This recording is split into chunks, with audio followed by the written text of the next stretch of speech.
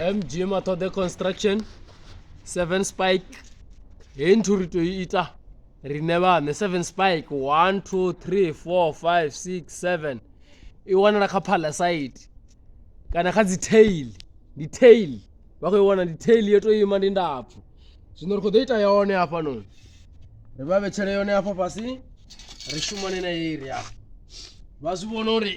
ri khou itani.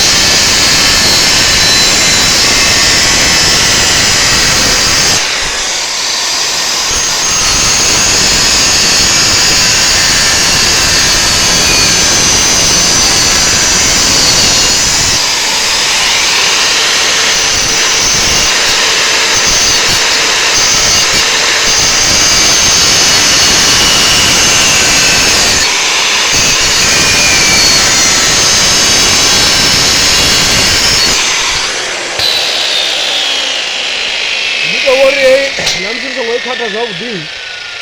mara ndi 7 spike ndi yeneyo yaona iṅwe ndi yeneyo nthu yo no pfi 7 spike vha i vhona ndi yeneyi nthu ndi heyi nthu ino ngayo ndi heyi nthu yo to dzula ito rala 7 spike tail yo fhela vha ḓo vhona ri tshi fhedza dzi phanele dza hone. Gila.